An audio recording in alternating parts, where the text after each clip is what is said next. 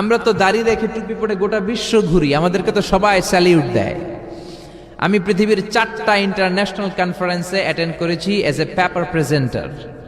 আমাকে তারা নিয়ে গিয়েছে পেপার প্রেজেন্ট করার জন্য। তো আমি তো দাড়ি শেভ করে যাইনি, নাকি ওই জায়গায় আমি দাড়ি শেভ করে গেছিলাম? টুপি পরে গিয়েছি, দাড়ি পরে গিয়েছি। বারাক ওবামার এক প্রোগ্রামে আমি ছিলাম, হিলারি ক্লিনটন, বারাক ওবামাকে দেখেছি।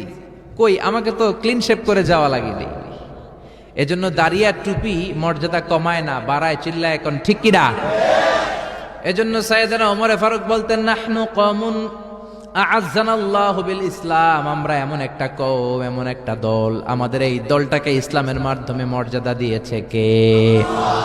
ফাইন ইবতাগাইনাল ইজ্জাতা বিগাইরিহি আযাল্লানাল্লাহ, ইসলাম ছাড়া অন্য কোন জায়গায় যদি আমরা আমাদের মর্যাদা খুঁজি, আমাদেরকে লাঞ্ছিত করবেন কে? আপনি ইসলাম মানেন, সব জায়গায় মর্যাদা। আমরা গোটা বিশ্বের অনেক জায়গায় যাই, কই দাড়ি টুপি থাকার কারণে আমাদের তো কোনো সমস্যা হয় না। তবে মাঝে মাঝে সমস্যা হয়, ওই সমস্যাটাকে আমরা সম্ভাবনায় রূপান্তর করি। সিঙ্গাপুরে এয়ারপোর্টে আমাকে আটকাল, দাড়ি আছে, ইমিগ্রেশন পুলিশ বলে have a seat to the restroom, রেস্টরুমে বসেন।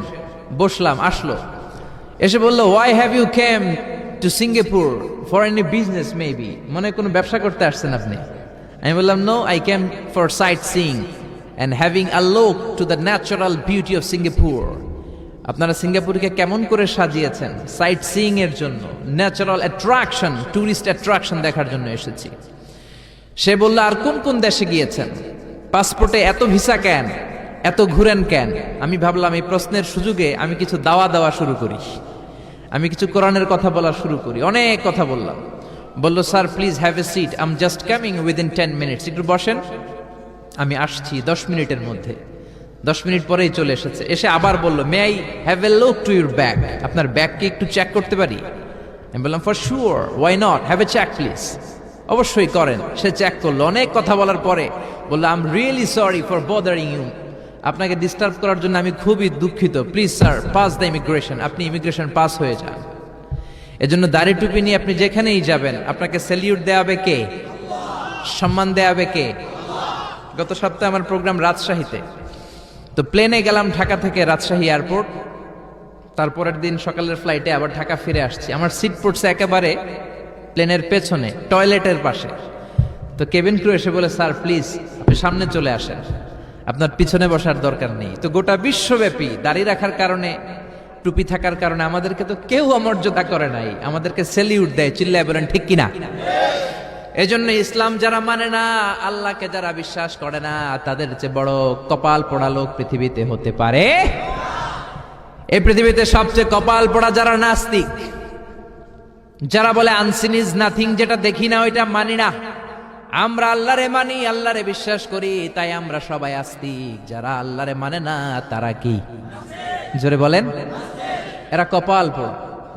আমাদের মনে ব্যথা লাগলে আমরা মসজিদে যেয়ে কাঁদি, হিন্দুদের ব্যথা লাগলে এরা মন্দিরে যেয়ে কাঁদে, বৌদ্ধদের ব্যথা লাগলে এরা প্যাগোডাতে যেয়ে কাঁদে।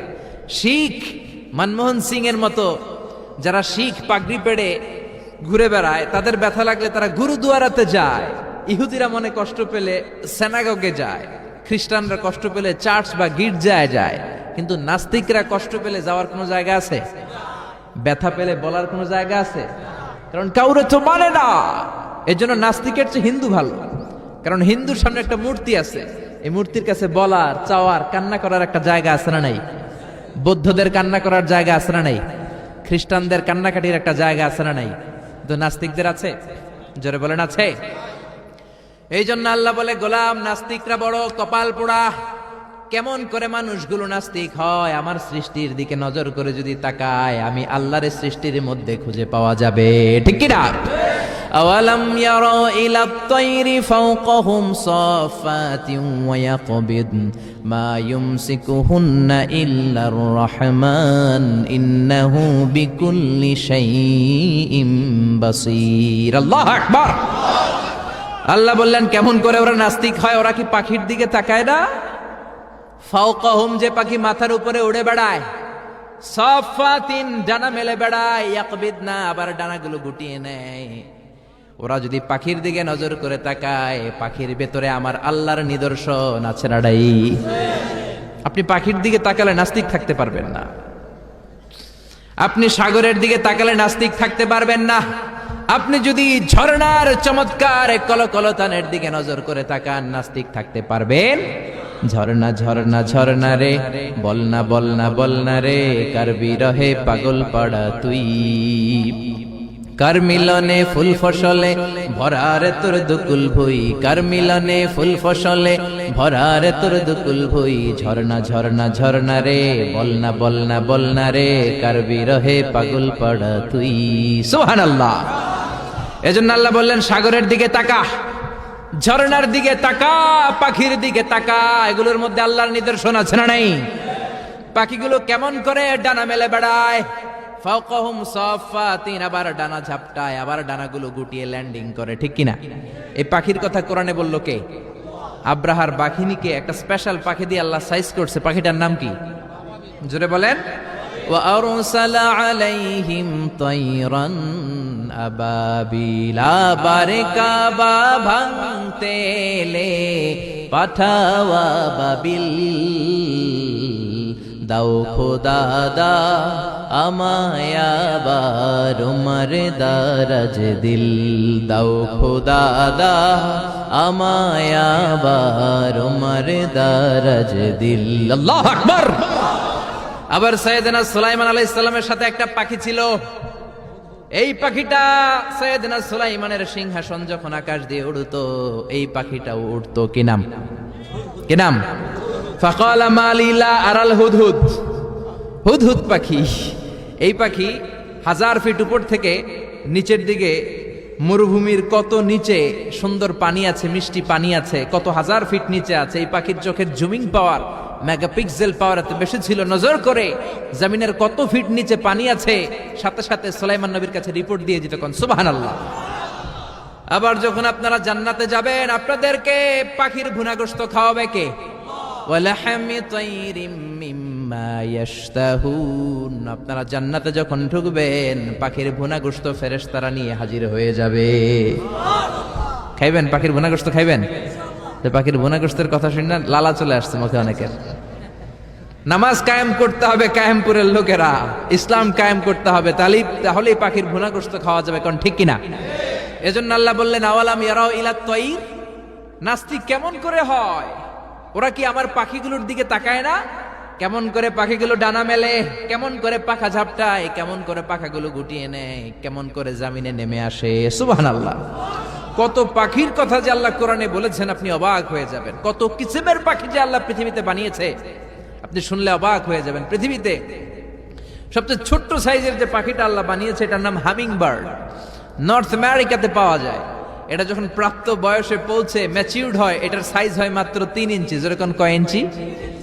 পৃথিবীর সব পাখিগুলো শুধু সামনে ওড়ে, এই হামিং বার্ড যেমনি সামনে ওড়ে, এট দ্য সেম টাইম সামনে ওড়ার পাশাপাশি পিছনের দিকে উঠতে পারে। কোন সুবহানাল্লাহ। পাখি পিছনের দিকে উড়ে কোনোদিন দেখছেন? কায়েমপুরে আছে নাকি? এই হামিং বার্ড সামনে যেমনি উড়ে, এট দ্য সেম টাইম পিছনে উড়ে। এই পাখিটা প্রতি সেকেন্ডে তার ডানা ঝাপটায় 80 বার। কয়বার? সুবহানাল্লাহ কইতে পারলেন না? আপনি হাত ঝাপটাতে পারবেন কয়বার? 1 সেকেন্ডে আমি ঝাপটাতে পারি 3 বার।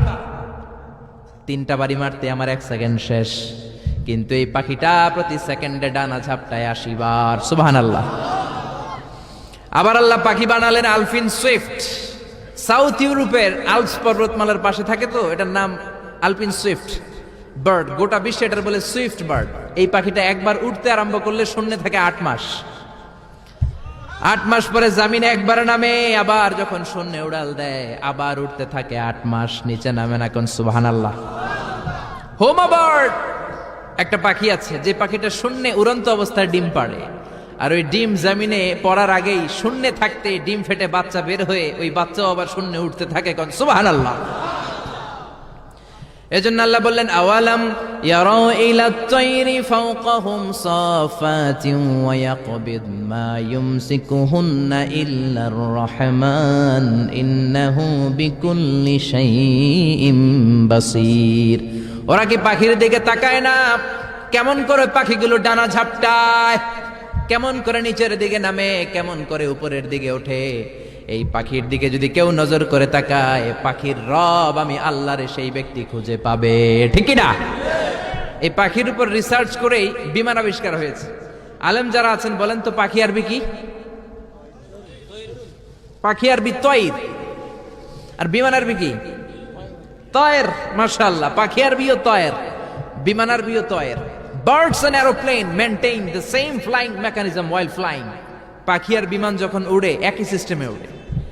এই পাখির উপর, এই আয়াতের উপর রিসার্চ করে ইউনাইটেড স্টেটস অফ আমেরিকার দুই ভাই 1903 সালে Wilbur Wright or Will Wright plane বানায় ফেলছে। কোন সুবহানাল্লাহ। আমরা বানাতে পারি না, আমরা খালি ঘুমাই, আমরা খালি গান গাই, আমরা খালি নাচানাচি করি, ও শেফালি কেন পানে জর্দা মিশালি, ঠিক কিনা? আমরা দুম্মা চলে দুম গাই, হিন্দি গান গাই, মদ আর নারী নিয়ে ব্যস্ত আমরা, ঠিক কিনা? আমাদের কোরআনের আয়াতের উপরে গবেষণা চালিয়ে রিসার্চ করে আমেরিকানরা প্লেন বানাইছে, প্লেন। আল্লাহ এই প্লেনের কথা কোরআনেও বলে দিয়েছেন, কোন সুবহানাল্লাহ। এই দুই ভাই কোরআনের আয়াত যখন শুনলো অবাক হলো, কিরে পাখি উঠতে পারে, আমরা উঠতে পারি না কেন? পাখি নিয়ে গবেষণা শুরু করে দিল।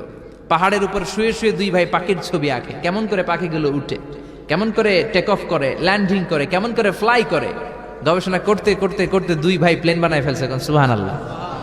তবে তখনকার প্লেন এখনকার অত্যাধুনিক এত মডার্ন প্লেন না, ছোট্ট সাইজের প্লেন, একটু আকাশে উড়ে আবার ধপাস করে পড়ে, মানুষের হাত ভাঙে, পা ভাঙে। আমেরিকাতে বেশি সুবিধা করতে পারলো না, চলে গেল ফ্রান্স। ফ্রান্সের এক প্রিন্স ওদেরকে অনেক ডোনেট করলো, বানালো ওরা প্লেন। পৃথিবীর সর্বপ্রথম কমার্শিয়াল প্লেন, যাত্রীবাহী বিমান ফ্রান্সের এক শহর থেকে আরেক শহরে সেফলি ল্যান্ড করেছে, কোন আল্লাহু আকবার। শুরু হয়ে গেল মানুষের স্বপ্ন সাধন। আগে মানুষ আফসোস করতো, আহারে পাখি উড়ে আমরা উঠতে পারি না। এখন পাখি উড়ে, পাখির চেয়ে আরো দ্রুত বেগে আমরা উড়ি, যেরকম, ঠিক কিনা? আপনারা যারা হজে গেছেন কিভাবে গেছেন? আর বিমানে গেছেন তো বুঝছি, বিমানে উড়ে উড়ে গেছেন না? বিমানের ভেতরে যখন আপনি বসা, বিমানটা তো আপনার নিয়ে শূন্য উড়াল দিয়ে তারপরে গিয়েছে, যেরকম, ঠিক কিনা? এই দুই ভাইয়ের প্লেন আবিষ্কারের পর থেকে নানা ধরনের প্লেন পৃথিবীতে আবিষ্কার হয়েছে। বর্তমান পৃথিবীতে সবচেয়ে দ্রুতগামী যে বিমানটা আবিষ্কার হয়েছে, এটার নাম বোম সুপারসনিক। কি নাম? বোম বোম আফ্রিদি না, আবার বোম সুপারসনিক। এটা সবচেয়ে দ্রুত বেগে চলে। আগে ছিল কনকর্ড। এটা ইউরোপ থেকে, হিথ্রো এয়ারপোর্ট থেকে ওয়াশিংটন ডিসি এয়ারপোর্টে ক্রস করার জন্য নর্থ আটলান্টিককে পাড়ি দিত 1000 কিলোমিটার বেগে চলত। এখন বোম সুপারসনিক 1200 থেকে 1300 কিলোমিটার বেগে শূন্যে চড়ে, চিল্লা এখন আল্লাহু আকবার। সবচেয়ে বিশাল সাইজের যে বিমানটা বর্তমানে আবিষ্কার হয়েছে, এয়ার বোয়িং A380, 525 জন প্যাসেঞ্জার নিয়ে এটা শূন্যে উড়াল দেয়। সুবহানাল্লাহ, বাড়িতে যেয়ে বলবেন 525 জন মানুষ নিয়ে একটা বিমান কেমন করে উড়ে? 525 জন যদি মানুষ উঠে, প্রত্যেকের 3-4টা করে লাগেজ আছে না নাই? 525 জনের খাবার দাবার আছে না নাই? এগুলো সবগুলো নিয়ে শূন্যে উড়ে। বিমান আবিষ্কারের আগ পর্যন্ত পৃথিবীর সব দেশের ছিল সেনাবাহিনী আর ছিল নৌবাহিনী। যখনই বিমান আবিষ্কার হলো, শুরু হয়ে গেল এয়ারফোর্স, মিলিটারি, বিমান বাহিনী, চিল্লা এখন, ঠিক কিনা? এজন্য আল্লাহ বললেন, গোলাম আমার কোরআন নিয়ে গবেষণা কর, আমার কোরআনের দিকে নজর করে তাকা, পাখিগুলোর দিকে নজর করে তাকা, আমারে খুঁজে পাবি, ঠিক কিনা? এজন্য আল্লাহ আসরা নাই, আল্লাহর সৃষ্টি নৈপুণ্যের দিকে আপনি নজর করে তাকান, আল্লাহরে খুঁজে পাবেন, চিল্লা এখন, ঠিক কিনা?